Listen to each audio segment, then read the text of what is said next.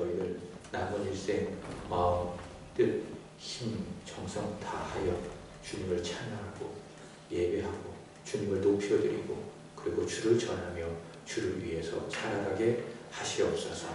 로마서 14장 7절 말씀처럼 살아도 주 위하여 죽어도 주 위하여 죽는 하나님의 사람 그리스도의 예수의 사람이 되게 하여 주옵소서. 오늘도 우리를 지극히 사랑하셔서 은혜의 자리로 초대하여 주시니 감사합니다. 은혜를 말씀을 통해서 받게 하여 주시니 감사합니다. 기록된 말씀, 선포된 말씀을 우리가 듣기를 원합니다. 성령이여 성령이여 귀를 열어 주셔서 말씀을 듣게 하시옵소서. 이 말씀이 우리 안에 영적인 은혜로 자리 잡게 하여 주옵소서. 이 시간 오늘도 은혜를 받게 하실 때에 하나님 은혜 받지 못하고 돌아간 사람 한 사람도 없게 하여 주옵소서. 모두 다 하나님의 은혜를 받고 이 한 주간 동안도 주 영광 위하여 주를 전하며 살아가게 하여 주옵소서. 구주 예수님의 이름으로 기도 올리옵나이다. 아멘. 우리가 예수님을 믿고 있습니다. 우리는 우리 자신을 믿는 사람이 아닙니다. 우리는 예수를 믿고 살아가는 사람입니다. 여러분에게 묻고 싶습니다. 여러분이 믿고 있는 예수님을 여러분은 누구라고 생각하고 계십니까? 각각 자기가 믿고 있는 바에 따라 예수님은 이런 분이십니다. 예수님은 이렇습니다. 라고 대답할 수가 있겠죠. 성경의 말씀을 따라서 여러분이 믿고 있는 바를 따라서 내가 믿는 예수님은 바로 이런 분이십니다. 라고 여러분이 각자 대답할 수가 있을 것입니다. 그렇지만 저는 여러분에게 예수님은 이런 분이시다. 오늘 말씀을 통해서 여러분에게 말씀을 드리고 싶습니다. 따라합시다. 예수님은 보물이시다. 예수님은 누구시라고요? 보물이시다. 저와 여러분의 인생에 예수님은 보물과도 같은 분이십니다. 고린도후서 4장 7절의 말씀을 보면 우리가 이 보배를 질그릇에 가졌다. 이렇게 말씀하고 있습니다. 여러분 질그릇이라는 것은 어떤 그릇인가 하면은 흔한 그릇입니다. 여기저기 밟히는 그릇이라고 할 수가 있겠죠. 그리고 질그릇은 연약한 그릇입니다. 그래서 아주 깨지기 쉬운 그릇입니다. 근데 이 질그릇에요 보배가 다시 말해 보물이 담긴다고 한다면 그 질그릇은 아주 소중한 보물 상자와도 같은 그릇이 되겠지요. 그러나 이 질그릇에 보배가 없다고 한다면 그냥 흔한 그릇, 깨져서 버리기 쉬운 그런 그릇일 수밖에 없는 겁니다. 여러분 우리가 그렇습니다. 우리는 마치 무엇과도 같습니까? 질그릇과도 같습니다.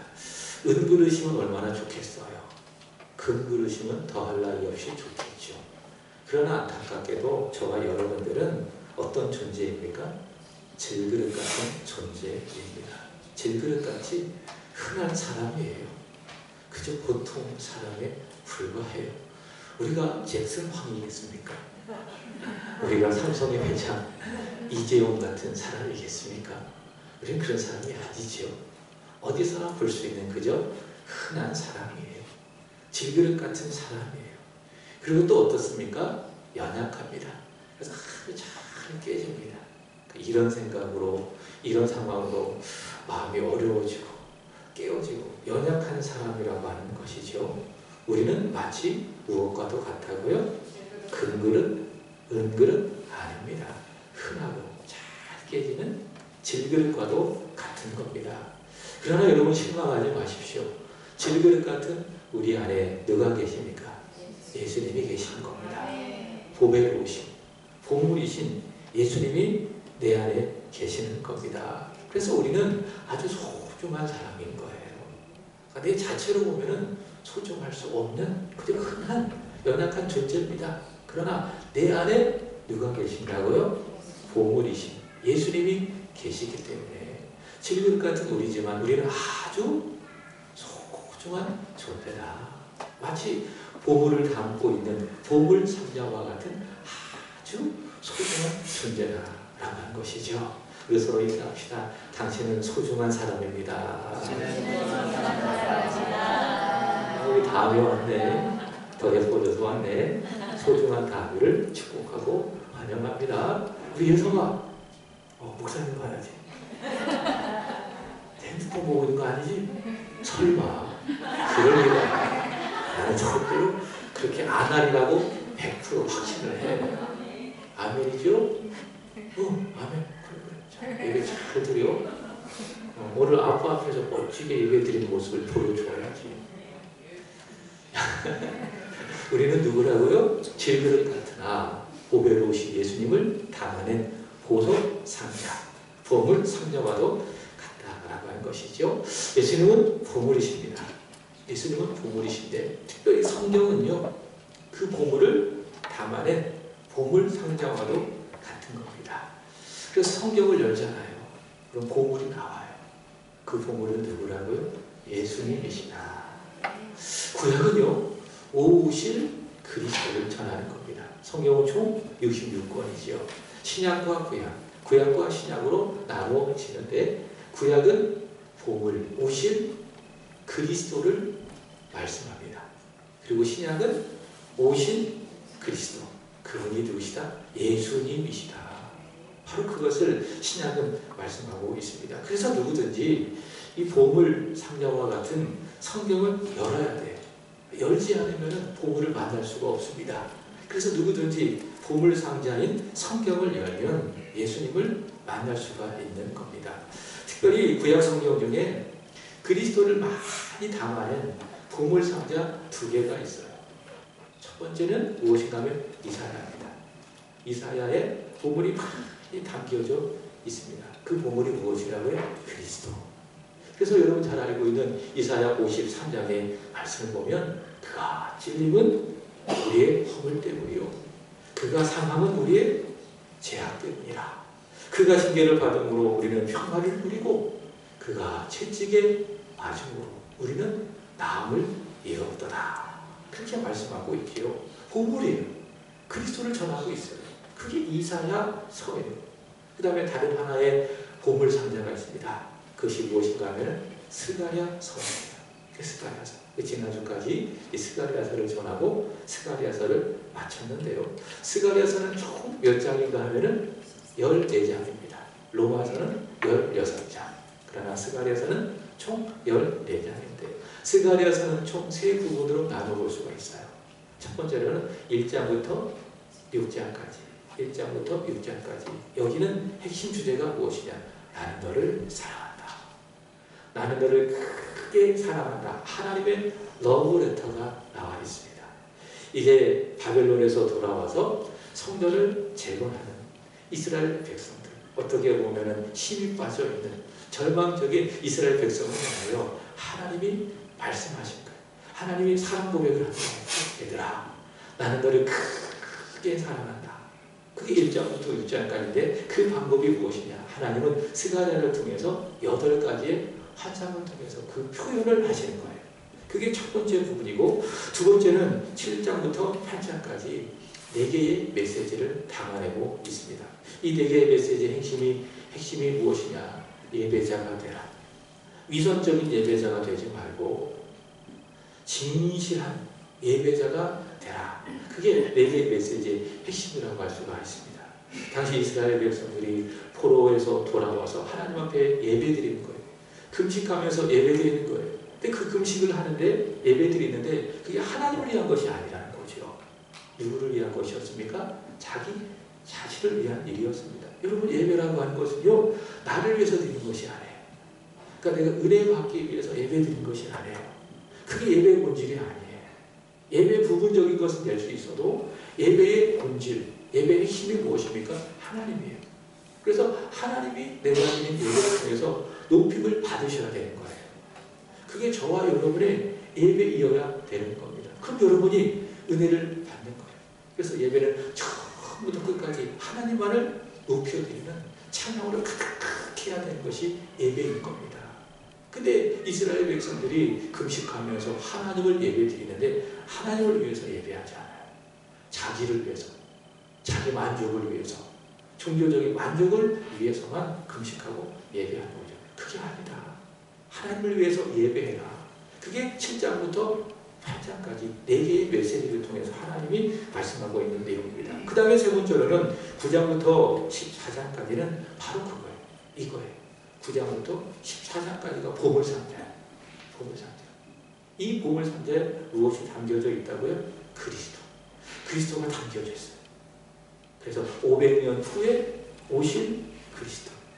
그리고 다시 오실 그리스도. 다시 말해 초림의 그리스도. 그리고 재림의 그리스도를 전하고 있고, 그분의 다스림을 전하고 있고, 또 그분께서 세우실 나라, 세상 나라가 아니라 하나님의 나라를 담아내고 있고, 또 그분이 다시 오심으로 말미암아 완성하실 하나님의 나라를 담아내고 있고요. 그래서 9장부터 14장까지는 스가랴서의 보물상자, 스가랴서 자체가 보물상자인데, 보물상자 중에서도 9장부터 14장까지는 보물상자다. 그래서 여러분들이 9장부터 14장까지 한번 읽어보세요. 그리고 신약 성경을 한번 대조해서 읽어보세요. 그러면은 여러분은 보물을 발견하게 될 줄로 믿습니다. 그 보물이 누구라고요? 그리스도 예수. 그리스도 예수. 그래서 저와 여러분들이 그 그리스도 예수를 믿음으로 말미암아 구원을 받은 거예요. 그래서 죄인이 그 스가랴서를 열고 성경을 읽음으로 말미암아 그리스도를 보잖아요. 그리스도를 만나잖아요. 그럼 죄를 용서받고 의롭게 되고 하나님의 자녀가 되는 것이죠. 예수께서 오시기 전에 500년 전 스가랴 선지자는 성령의 감동으로 장차 오실 그리스도를 전했습니다. 그래서 오늘 말씀의 제목이 무엇입니까? 스가랴서에 나타난 그리스도. 하나님께서 스가랴서를 성령으로 충만하게 하시는 거예요.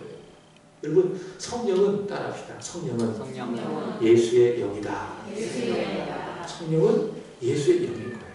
그래서 성령께서 하시는 것이 있습니다. 그것이 무엇이냐? 너는 죄인이다. 그 죄를 위해서 예수께서 십자가에 죽으셨다. 예수를 믿어라. 그게 성령께서 하시는 역사예요.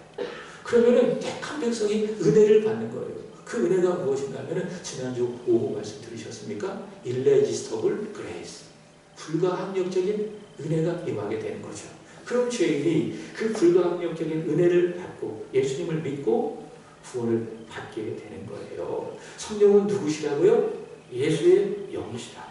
그래서 500년 전, 주님 오시기 전 500년 전 스가랴 선지자에게 예수의 영이 강력하게 임했어요. 그래서 스가랴서는 그 성령의 충만함으로 말미암아 앞으로 오실 그리스도를 전했습니다. 자, 저는 오늘 스가랴서에서 나타난 그리스도 오후까지 전할 것인데, 오전에는 세 부분을 통해서 그리스도를 전하려고 합니다. 자, 따라합시다. 그리스도는 겸손하신 왕이시다.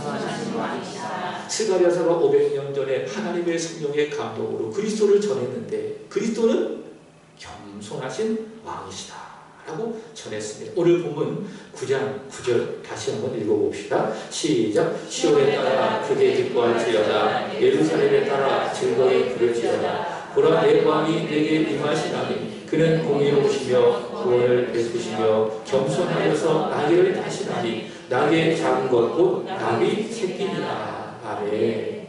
여러분, 세상 나라의 왕들이 있습니다. 이들이 올 때에는 어떻게 옵니까? 자기의 위엄과 권위를 막 자랑하고 막 뽐내기 위해서 나는 당신들보다 훨씬 더 월등한 존재야. 이 위엄과 권위를 뽐내기 위해서 큰 군대를 거느리고 위엄찬란한 모습으로 오게 되어집니다. 그 모습 속에는 겸손을 찾아볼 수가 없습니다. 겸손하지 않아요. 이게 세상 나라의 왕이에요. 그러나 온 세상의 왕이십니다. 온 세상에 왕들이 있는데 King of Kings, 왕 중에 왕. 여기 말씀하는 것처럼 공의로우시고 구원을 베푸실 그 왕이 오실 때에는 스가랴서가 예언합니다. 세상 나라의 왕처럼 자기의 영을 뽐내면서 오는 것이 아니라 그분은 겸손하게 오실 것이다. 스가랴가 그렇게 예언하고 있는 것입니다. 이 예언대로 500년 후에 그리스도께서 오셨어요. 어떻게 오셨습니까? 위엄 찬란한 모습으로 아니에요. 아주 겸손한 모습으로 오셨어요.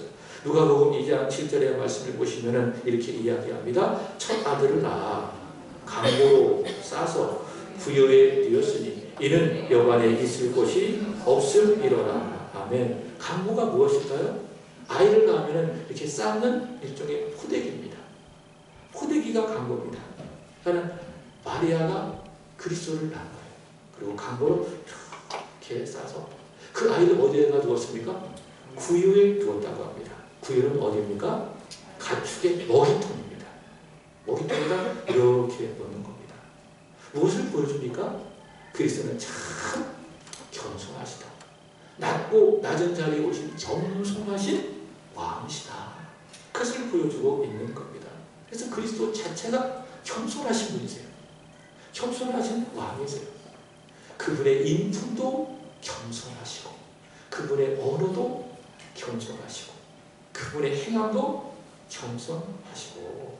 자, 다시 한번 봅시다. 스가랴 9장 9절. 스가랴가 그리스도를 전하는데 그분은 겸손하셔서 나귀 새끼를 타고 오실 것이다 라고 또 예언을 하고 있습니다. 그 말씀대로 겸손하신 왕 그리스도께서 우리를 위하여, 죄인을 위하여 십자가에서 죽으시기 위해서 예루살렘으로 들어가실 때에 그분이 어떻게 오셨어요? 벤츠를 타고 오셨어요? 큰 군대를 입고 병거 타고 오셨어요? 아닙니다. 그분은 태어나신 대로 일생을 그렇게 사신 대로 겸손하게 나귀 새끼를 타시고 예루살렘으로 들어오신 것을 볼 수가 있습니다. 근데 그 말씀이 마태복음 21장에 나와 있죠. 이렇게 그리스도는 누구라고 스가랴서는 전하고 있습니까? 그분은 겸손하신 왕이시다. 그분이 너에게 임할 것인데 그분은 공의로우시고 그분은 구원을 베푸신 온 세상의 왕이시고 죄인의 왕이시고 왕 중의 왕이신데 그분은 겸손하신 왕이다. 스가랴서는 그렇게 그리스도를 전하고 있습니다. 여러분, 이렇게요. 왕이신 그리스도께서 겸손하시다고 한다면 그분의 통치를 받고 있는 그의 백성 우리 또한 어떻게 살아야 할까요? 교만하게? 아니죠. 겸손하게 살아가야 할 줄로 믿습니다. 여러분, 겸손이 무엇입니까? 두 가지를 생각해 봅시다. 하나님 앞에서의 겸손이 무엇이냐? 그리고 두 번째, 사람 앞에 겸손이 무엇이냐? 첫 번째, 하나님 앞에 겸손이 무엇이냐? 하나님, 나는 죄인입니다. 내가 죄인임을 하나님 앞에 인정하는 거예요. 그리고 나는 하나님 질그릇처럼 연약한 사람입니다. 연약한 사람입니다. 강해 보이지만은 그러나 크고 흔한 사람에 불과하며 그리고 쉽게 깨질 수밖에 없는 연약한 질그릇에 불과합니다. 하나님 앞에 나의 죄인됨과 그리고 나의 연약함을 인정해 드리는 것. 하나님, 이 죄인이, 이 질그릇 같은 죄인이 무슨 필요가 있겠습니까? 무슨 의미가 있겠습니까? 무엇을 의지할 수 있겠습니까? 나는 하나님만을 의지합니다. 그것이 무엇입니까? 하나님 앞에 겸손인 겁니다. 주님의 사랑이 없다고 한다면 나는 아무것도 아닙니다. 주님의 능력이 없다고 한다면 나는 아무것도 할 수 없습니다. 창세기 17장 하나님이 아브라함에게 뭐라고 말씀하셨습니까? 나는 전능한 하나님이라. 엘샤다이. 너는 내 앞에 행하여 완전하라. 하나님께 말씀하지 않으셨어요? 하나님은 누구시라고요? 전능한 하나님. 하나님의 능력이 없으면, 하나님의 능력을 내가 받지 아니하면 나는 아무것도 할 수가 없네요. 내가 겸손히 하나님을 의지합니다. 그게 겸손이에요. 하나님이 내게 지혜를 주시지 않는다고 한다면 나는 아무것도 알지 못해요. 하나님 내게 지혜를 주세요. 다음 주에 시험을 보는 우리 딸들이 있습니다. 기도해야 돼요. 하나님, 내가 열심히 공부했다 할지라도 하나님 내게 지혜를 주시지 않는다면 나는 아무것도 할 수 없어요. 하나님 지혜 주세요. 겸손하게 기도해야 돼요. 하나님 기뻐하시는 거, 그 지혜 주시는 거, 시험 잘 보게 하시는 거예요. 그것이 무엇이라고요? 겸손입니다. 주님이 없다고 한다면, 주님의 성령이 없다고 한다면 나는 아무것도 할 수 없고 한순간도 살아갈 수가 없습니다. 주님만 의지하는 겸손이 우리에게 필요한 겁니다. 두 번째, 사람 앞에서도 여러분 겸손해야 돼요. 사람 앞에 교만하지 마세요. 나는 옳아, 너는 틀렸어. 그게 아닌 거예요. 나를 낮추는 거예요. 늘 기억하세요. 옳은 게 아니에요. 옳고 그름의 문제가 아니에요. 교회는 무엇입니까? 다름의 문제예요. 내가 이렇게 생각하는데 저 사람은 틀린 거야. 그게 아니라는 거예요. 다른 것일 뿐이에요.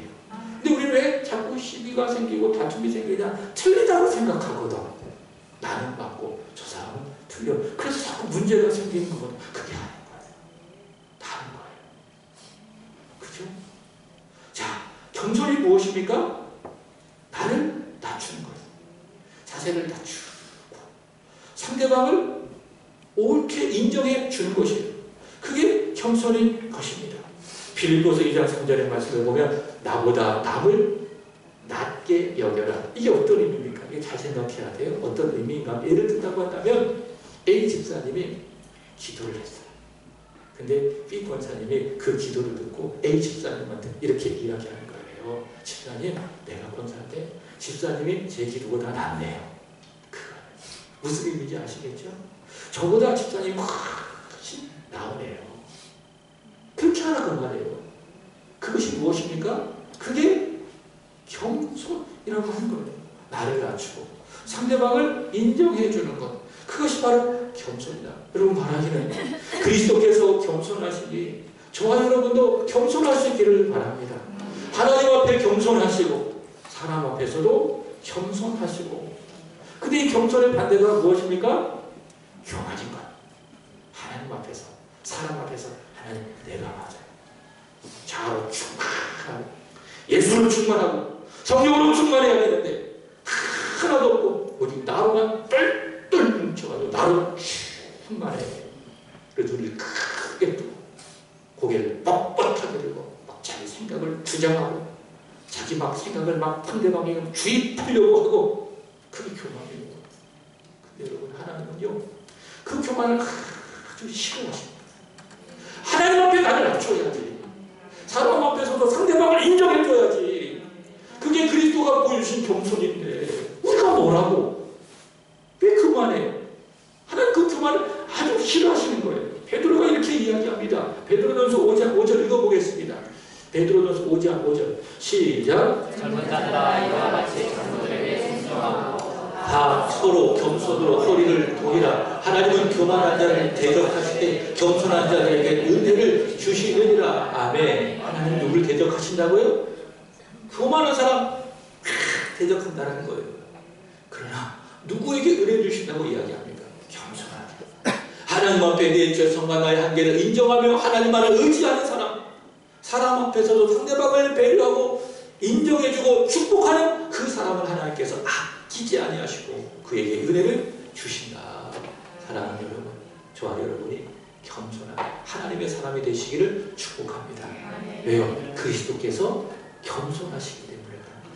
겸손하신 그분이 왕으로 오셔서 겸손하게 살아가시고 겸손하게 말씀하시고 겸손하게 행동하시고 그리고 그 겸손의 지극한 결정이 무엇입니까? 그게 십자가예요.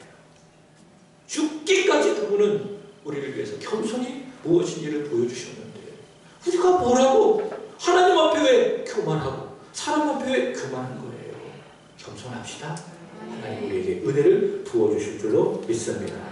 첫 번째, 스가랴서에 나타난 그리스도. 그리스도는 겸손한 왕이시다. 두 번째, 따라합시다. 그리스도는 거절당하셨다. 두 번째, 그리스도는 거절당하셨어요.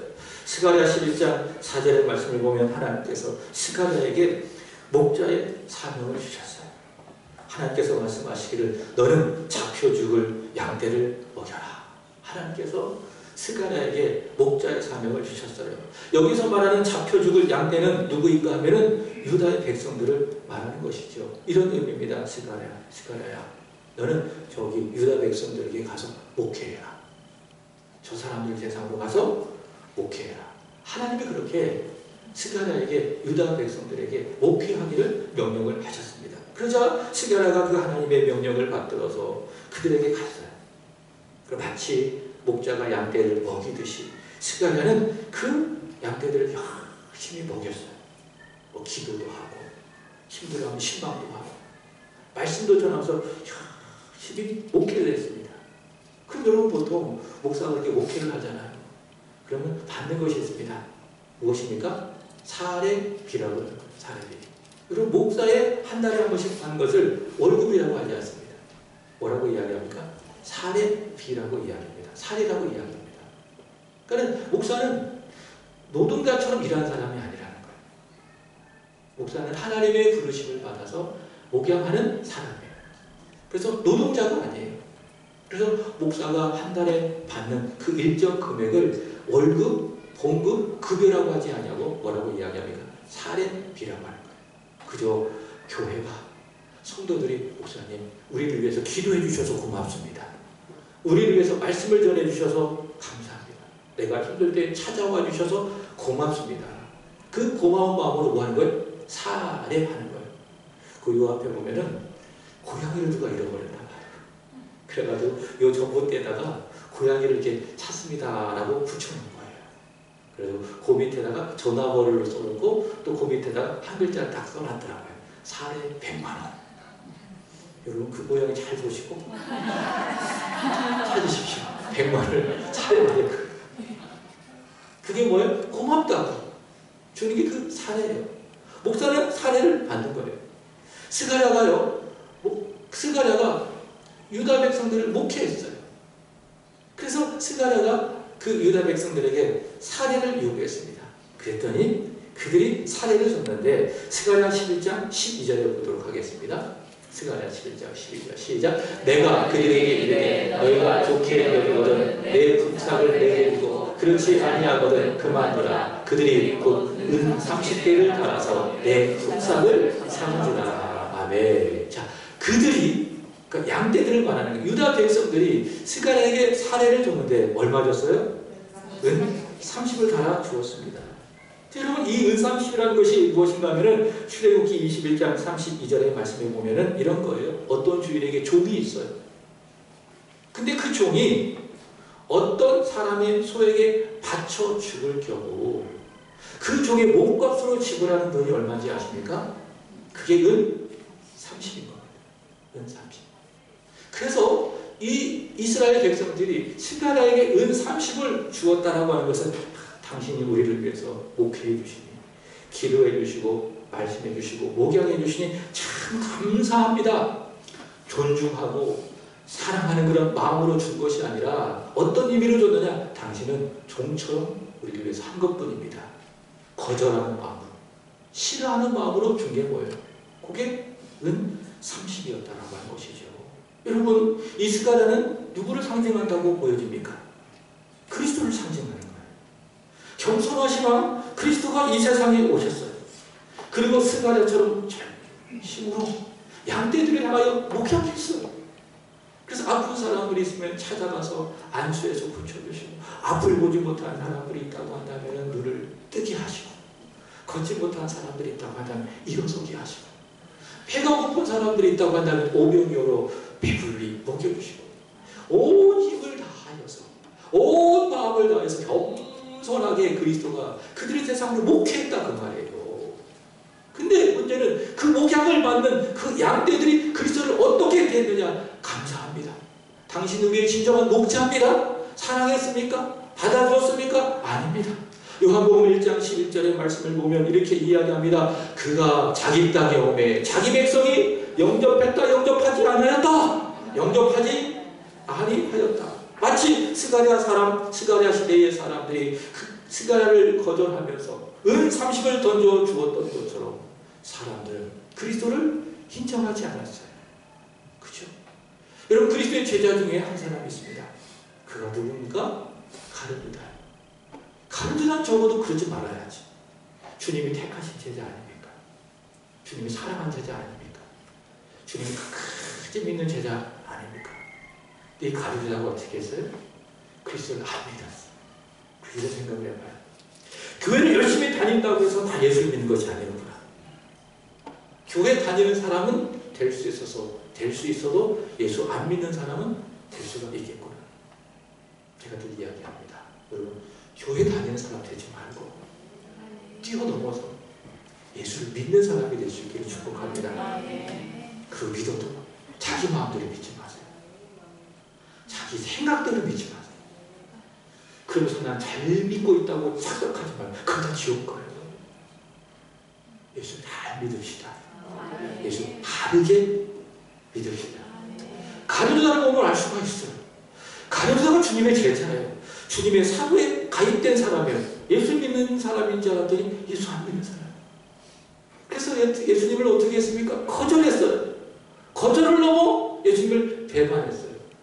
배반하고 예수님 팔아넘겼는데 그 값이 얼마였어요? 은 30이었어요. 무엇을 보여줍니까? 그렇구나. 그리스도는 거절 당하셨구나. 자기 땅에 오셔서 그분의 사랑을 마음껏 보여주셨지만, 그들의 구원의 말씀을 전해주셨지만 사람들은 그분을 거절하였구나. 자, 그러나 요한복음 1장 12절은 이렇게 이야기합니다. 거절하지 않는 자, 곧 영접하는 사람, 누구? 거절하지 않는 사람, 그분을 영접하는 사람, 곧 그 이름을 믿는 사람들에게는 하나님의 자녀가 되는 권세를 주셨으니 여러분 그리스도 거절하지 않기를 축복합니다. 그분을 영접할 수 있기를 바랍니다. 로마서 10장 9절과 10절의 말씀처럼 마음으로 예수를 믿는 거예요. 예수님이 나를 위해서, 내 죄를 위해서 십자가에서 죽으셨습니다. 마음으로 믿으시고 입술로 시인하시는 거예요. 그게 거절하지 않고 그분을 영접하는 거예요. 그럼 여러분 하나님의 자녀가 되는 권세를 받게 되는 겁니다. 근데요, 우리가 그렇게 그리스도를 거절하지 않고 영접하여 하나님의 자녀가 되었음에도 불구하고 그리스도는 그래 없이 우리에게 다가오신 거예요. 그래서 여러분 그거 아십니까? 어제도 다가오셨어요. 신봉사님 아시죠? 어제도 그리스도가 오셨어요. 예성아, 자꾸 나만 그래. 예준아, 예찬아, 고개 들어. 얘 좀 깨우세요. 어제도 오셨다 그 말이에요. 여러분이 몰라서 그렇지. 오늘도 오셨어요? 안 오셨어요? 오셨어요. 여러분, 나는 자연인이다 라고 하는 프로그램 아시죠? 거기 보면 머리 팍 이만큼 윤택이라고 하는 그런 개그맨이 있습니다. 이 사람이 유명 개그맨인데 이 사람이 우차사라고 하는 그 개그 프로그램에서 아주 유명한 유행어를 하나 남겼어요. 그것이 무엇인지 아십니까? 그분이 오셨어요. 그냥 웃는 말이지만 진짜예요. 그분이 오셨어요. 그분 예수 믿는 사람이거든요. 여러분, 어제도 그분이 오셨어요. 지금도 마찬가지예요. 여러분, 그분이 오셨습니다. 믿습니까? 그리고 그분 내일도 여러분에게 오실 거예요. 그럴 때 여러분 거절하지 마세요. 그분이 늘 우리에게 찾아오시는 거예요. 근데 왜 거절해?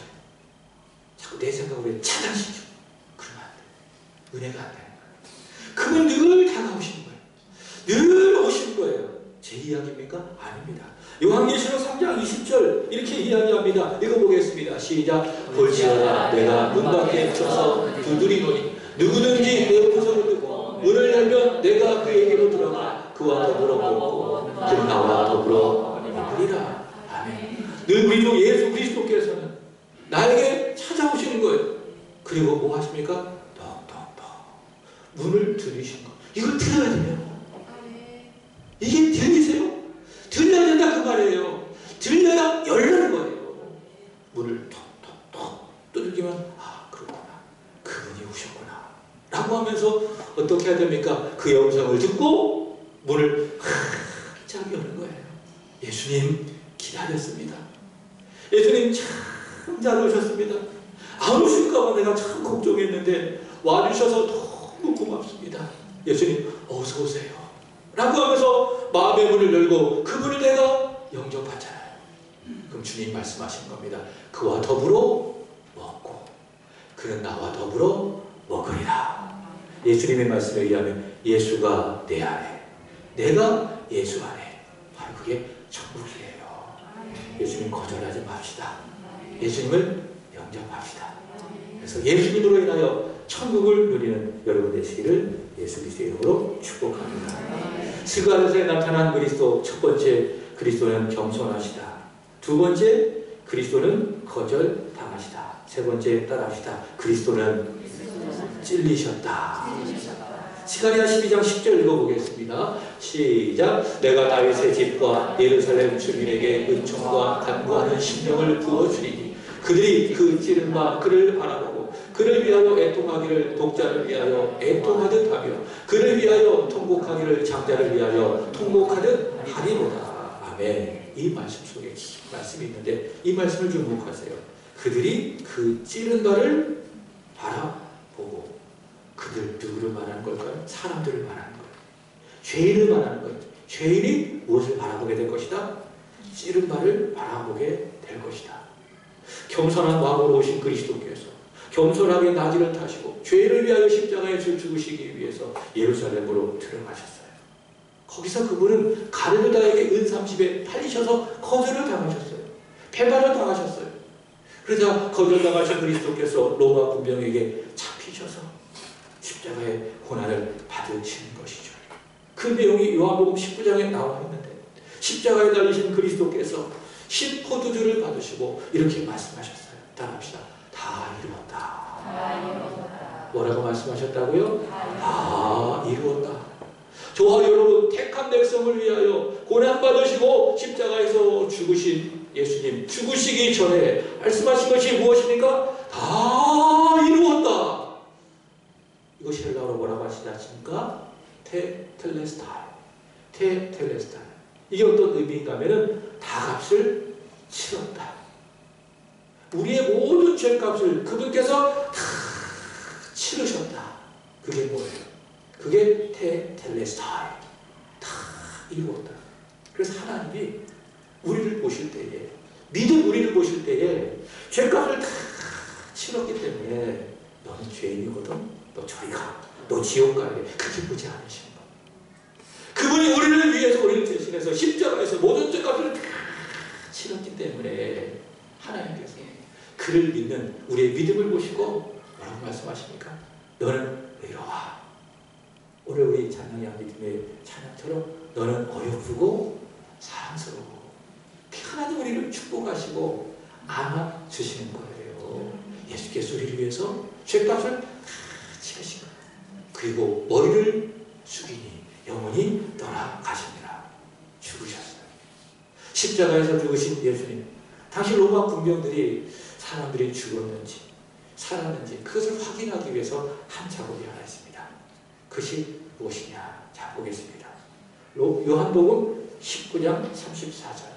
그 중에 한 분이 창으로 옆구리를 찌르니 그 피와 물이 나오더라. 십자가에서 고개를 떨구시고 죽으신 그 그리스도, 그 소중하신 그리스도, 그 우리를 위해서 십자가에서 죽으신 너무나도 사랑스러우신 그 예수, 그 죽으신 그 예수, 그 예수께 한 분이 다가가는 거예요.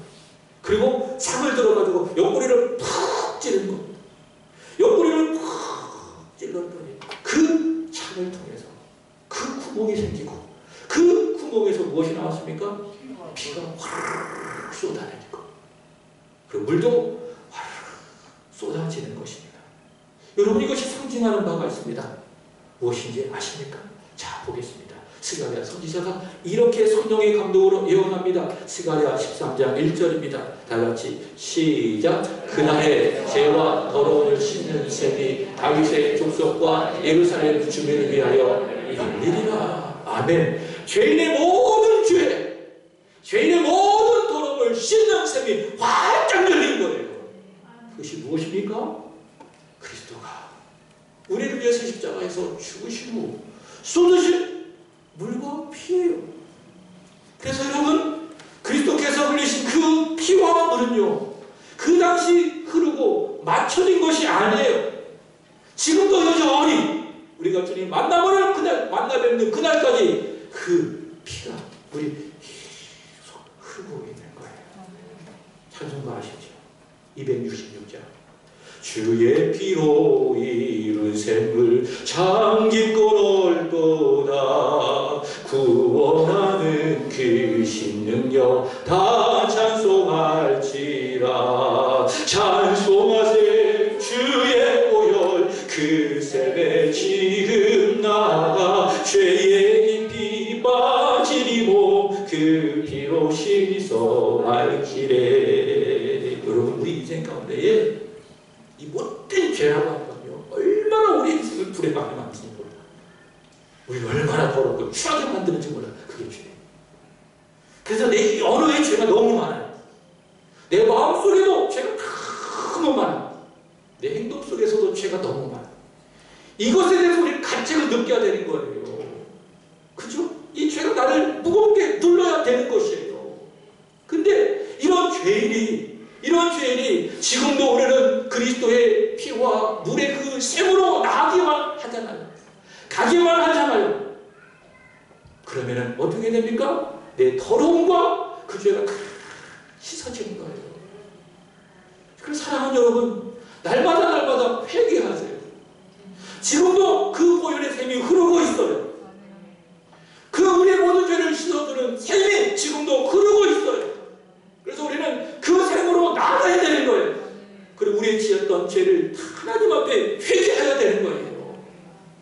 돈을 사랑했던 죄, 음란한 생각을 품었던 죄, 음탕했던 죄, 시기하고 다투었던 죄, 누군가를 미워했던 죄, 화를 냈던 죄, 용서하지 못했던 죄, 누구를 질투했던 그런 모든 죄, 이런 죄들은 하나님 앞에 가서 고백하는 거예요. 주님, 나는 죄인입니다. 주님, 나를 용서하여 주시옵소서. 그럼 지금도 우리는 그 보혈의 샘이 여러분의 모든 죄를 다 씻어주시는 거예요. 그래서 여러분의 죄가 지금같이 불을 지르도 눈가같이 휘어지게 될 줄로 믿습니다. 기도하겠습니다. 하나님, 그대를 감사합니다.